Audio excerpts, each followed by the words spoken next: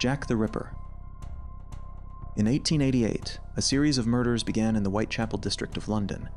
The victims were at least 5 women, and the killer acted with terrifying precision. He attacked at night, disappeared quickly, and left almost no traces behind. The police received hundreds of letters, supposedly written by the killer, and one of them was signed with the name Jack the Ripper. That was how the world first learned this nickname.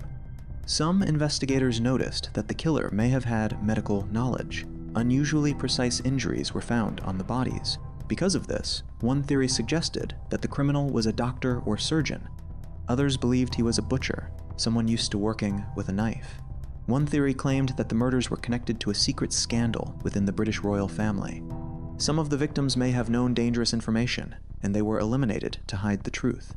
This version involved high-ranking people, Masonic symbols, and an alleged police cover-up of evidence. No proof of this was ever found, but the theory became incredibly popular. On the night of one of the murders, a well-dressed man with a black bag was seen nearby. His identity was never established. More than 130 years have passed. DNA tests have appeared, and dozens of suspects have been named, but none of them has ever been definitively proven to be the killer. The Zodiac Killer. In the late 1960s, Northern California became the center of one of the most famous unsolved cases in U.S. history. An unknown criminal attacked people in different parts of the state, then contacted the press and the police himself by sending letters. In these messages, he used the phrase, "This is the Zodiac speaking." Unlike many other serial killers, the Zodiac did not limit himself to the murders alone. He wanted publicity. His letters were printed in major newspapers, and cryptographers, journalists, and investigators tried to solve his coded messages. Some of the ciphers were decoded, but the key question, the author's identity, remained unanswered. Researchers have suggested that the Zodiac may not have been one person, but a group acting together. Some also believe he may have had indirect connections to law enforcement and understood investigative methods well, which allowed him to stay ahead of the investigation. There is also a theory that the letters may have been part of a carefully constructed persona, meant to confuse the police and establish his own legend. His cryptograms still attract special interest today. Some believe they may contain an encrypted name, motive, or even additional information about the crimes. The Black Dahlia Murder. January 1947, Los Angeles.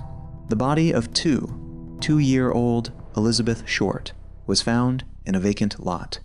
Later, the press would give her the name under which she would go down in history, the Black Dahlia. This nickname appeared only after her death, and largely became part of the newspaper sensation. The case immediately caused a huge public reaction. The police faced not only the brutality of the crime, but also the chaos surrounding the investigation. Journalists published details, witnesses gave confusing statements, and dozens of confessions began coming into the police station. Many people claimed that they had killed Elizabeth, but not a single confession ever became definitive proof. Over time, even darker theories appeared. Some believed the killer may have had medical knowledge. Others suspected that an influential person from Hollywood, or someone too dangerous to expose, may have been behind the murder. There was talk of lost evidence, pressure on the investigation, and the possibility that part of the truth may have disappeared in the very first days after the body was found. Los Angeles, in the late 1940s, was the perfect place for such rumors. Behind the glamour of studios and red carpets were crime, corruption, and closed circles of people used to solving problems without too much publicity. The Hinterkaifeck Farm Murders. March 1922, Bavaria, Germany. The small, isolated Hinterkaifeck farm became the scene of one of the most mysterious crimes in European history. 6 people lived on the farm: the owner, his wife, their 3 children, and a maid. On the night of March 31 to April 1, all of them were killed. But the strange events began even before the tragedy. A few days before the murders, the owner told neighbors that he had noticed footprints in the snow. They led from the forest straight to the farm, but there were no tracks leading back. Later, the family heard footsteps in the attic and found strange objects. Still, the owners never contacted the police. When neighbors came to check on the farm, they discovered the bodies.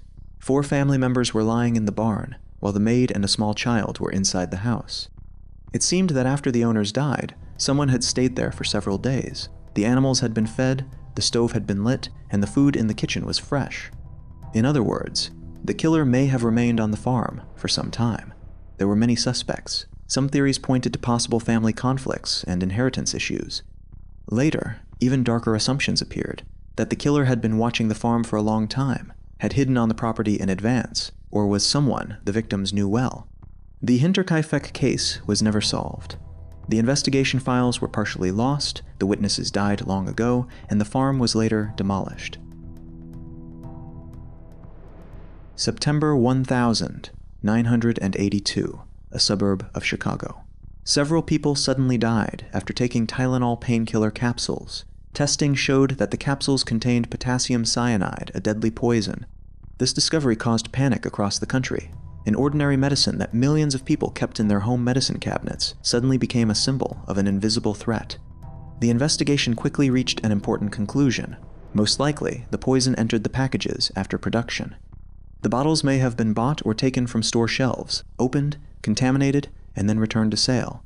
This meant the criminal acted through retail stores. In total, 7 people died as a result of the poisonings. Johnson & Johnson recalled millions of Tylenol packages from the market, and afterward, drug manufacturers began widely introducing safety seals, tamper-resistant caps, and tamper-evident packaging. Over the years of the investigation, suspects, false confessions, and blackmail theories emerged. One person tried to extort money from the manufacturer, but his involvement was never proven. Police considered different motives: personal revenge, a desire to harm the company, an attempt to create chaos, or a random act of terror against society. The Tylenol poisoning case changed the entire pharmaceutical and consumer safety industry. The 26th of January, 1966, Adelaide, Australia. The country was celebrating Australia Day, and Glenelg Beach was crowded with vacationers, as usual during the summer season. That morning, the 3 Beaumont children went to the beach. The children had gone there on their own before, and their parents expected them to return home by lunchtime. But they did not come back at the appointed time. A search began, soon turning into one of the largest investigations in Australian history. Witnesses reported seeing the children near the beach with an unknown man. That detail became key. Investigators believed the man may have gained their trust beforehand, or may have been someone the children had met before. The case quickly became a national tragedy. Police questioned witnesses, investigated suspects, and looked into reports of possible sightings of the children in different cities. But none of these leads produced any results. Important details were missed in the first hours. Too many people on the beach, conflicting witness statements, and the lack of obvious evidence made the investigation almost impossible. November 1970, Norway. In the remote Isdal Valley, near the city of Bergen, the body of an unidentified woman was found. At first, police treated the case as a possible suicide. The woman had no documents on her. The labels had been cut out of her clothing, and her personal belongings did not make it possible to identify her. Later, investigators found her suitcases at the Bergen train station. Inside were wigs, glasses, clothing, cosmetics, foreign currency, and items from which identifying marks had also been removed. The investigation showed that before her death, the woman had traveled extensively across Europe. She stayed in hotels under different names, used false information, and changed her appearance. A notebook with coded entries drew particular attention, but even that did not explain who she was or why she had hidden her route so carefully. The most popular theory is that the Isdal Woman may have been connected to Cold War intelligence. At the time, Norway was strategically important to NATO, and there were important military sites in the region. Because of this, her travels, fake identities, and erased traces of her origin began to be seen as possible signs of undercover work. Officially, the woman's identity remains unknown. The 7th of June, 1992, Springfield, Missouri. After a graduation party, 3 women disappeared, without a trace. They had gone to the home of Cheryl Levitt. After that, the trail went cold. The next day, relatives and friends came to the house, and immediately noticed strange details. The cars were still there, the television was on, the family dog was inside the house. But the women themselves were gone. Almost no signs of a struggle were found. The only noticeable detail was a broken porch light cover. However, the scene had been disturbed. Loved ones had entered the house, answered phone calls, and cleaned up the broken glass, not realizing they might be standing in a crime scene. Police considered several theories. The women may have been lured away by someone they trusted. Another possibility was that the perpetrator acted quickly, leaving no obvious evidence behind. Investigators looked into acquaintances, former partners, possible stalkers, and people connected to the criminal world. There were reports of suspicious vans, strange phone calls, possible witnesses, and people who supposedly knew more than they told investigators.